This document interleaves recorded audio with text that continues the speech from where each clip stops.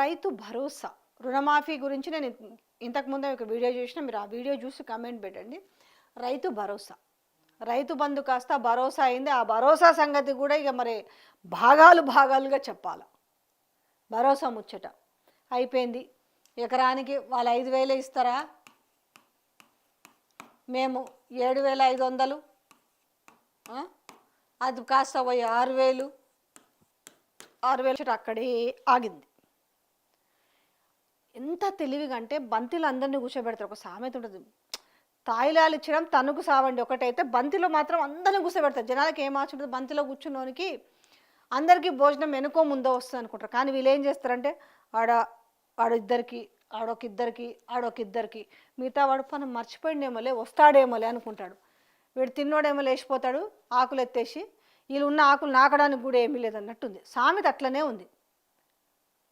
రైతు భరోసా ముచ్చట, రైతు రుణమాఫీ ముచ్చట కూడా అట్లనే ఉంది. అసలు రైతు భరోసా ఇస్తారా? ఇంకా మార్చి చివరాఖరికల్లా అందరికీ రైతు భరోసా పడుతుందని చెప్పారు. ఇంకా చివరాఖరికల్లా ఇస్తారా?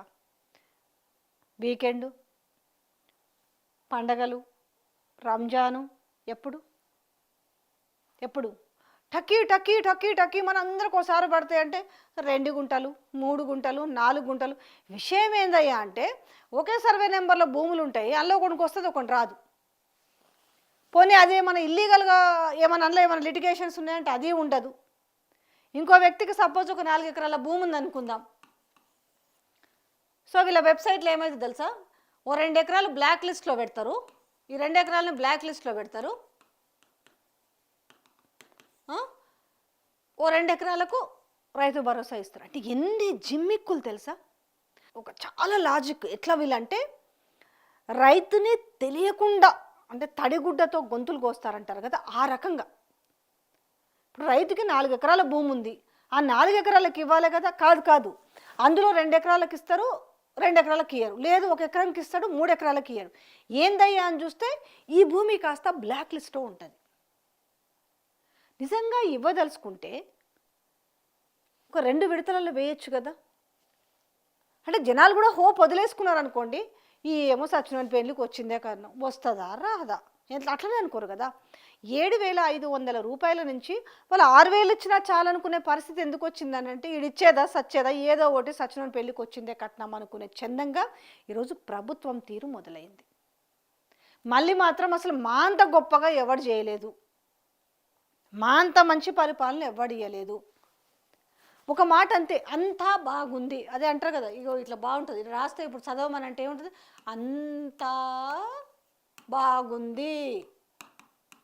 ఇప్పుడు చదవమంటే ఏమంటారు, తీసుకొచ్చి ఆ పైన గోడ మీద రాసి ఏందా చదువు, అంతా బాగుంది. అట్లుంది వీళ్ళ చందంగా. ఈ మార్చి ఇంకెన్ని రోజులు ఉంది అయిపోవడానికి, ఈ మార్చి కూడా అయిపోవడానికి సిద్ధపడింది, అయిపోయింది ఇంకా సిద్ధం. వీళ్ళు ఆల్రెడీ 21 తారీఖు, 30వ తారీఖు ఉగాది, 31కి అటు ఇటుకు ఒకరోజు తేడా, అటు ఇట్లా రంజాను, దాని తర్వాత ముందుకు సాటర్డే.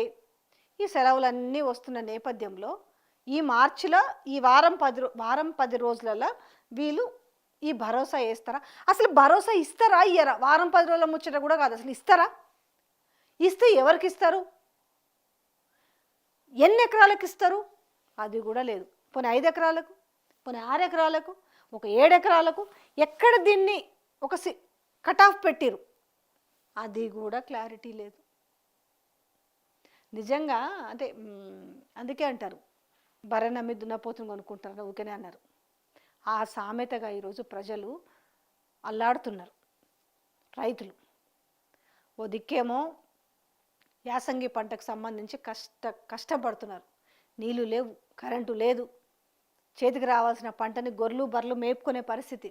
పోనీ బోర్లు వేసుకొని ఏమన్నా కాపాడుకుందామంటే 1000 ఫీట్ల బోర్ వేస్తే కూడా దుమ్ము కొట్టుకొని వస్తుంది. లక్షలు బోర్లు వేయనిక పెడుతున్నాడు. ఆ బోర్లలో చెప్తున్నారు లక్షలు అవుతున్నాయి. వాళ్ళకే బాధ అవుతుందంట, వద్దు నీళ్ళు పడవు, ఓ 2 బోర్లు వేసినాక ఇక వద్దు ఏ కుర్రు నీళ్లు పడవు అనేసి. అంటే అంత పైసలు వచ్చేటోళ్ళు కూడా రైతుని చూసే బాధ అయి చెప్తున్నారు. ఇలా బోర్లు బిజినెస్ చేసిన వాళ్ళు చెప్తున్నారు.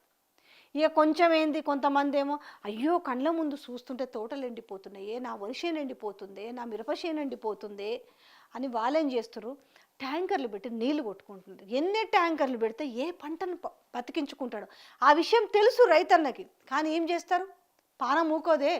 రైతుకు ఆ పంట ఎండిపోతుంటే కన్నీరు కాదు, కండ్ల నుంచి రక్తం గారుతుంటుంది.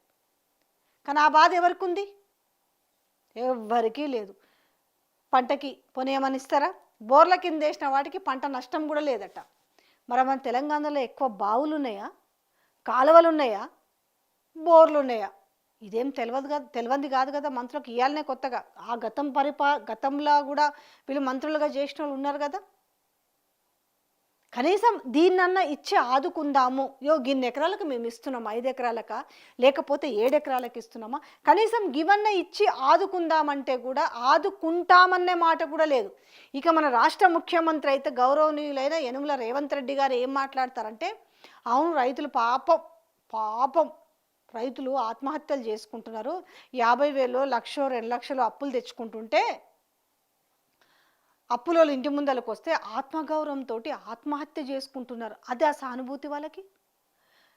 ఎవరు రైతులు ఆత్మహత్య చేసుకోవద్దు, ప్రభుత్వం మీకు అండగా ఉంటుంది, మిమ్మల్ని ఆదుకుంటుంది, దయచేసి మీరు ఎవరు కూడా ఆత్మహత్యలు చేసుకోవద్దు అనే మాటని అదే అసెంబ్లీ వేదికగా చెప్పడానికి మాత్రం నోరు రాదు.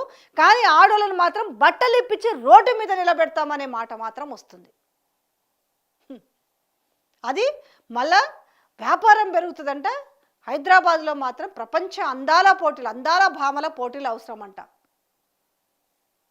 అందుకే ఒక విధంగా ఇక అయిపోయింది అంతే. తాయిలాలు ఇచ్చినాం, తణుకు సౌండ్ మీకు ఇచ్చిందే ఎక్కువ. ఆ తర్వాత మీరు ఇటనే అడుగుతుండ్రి, మేము ఇటనే చూస్తామని ఈరోజు ప్రభుత్వము జనాలని చులకనగా చూస్తున్న పరిస్థితి కనపడుతుంది. ఇక మళ్ళీ రైతు భరోసా, రైతు రుణమాఫీ అవుతుందా లేదనేది మీకీ పాటికే అర్థమై ఉంటుంది ఈ ప్రభుత్వం మీద.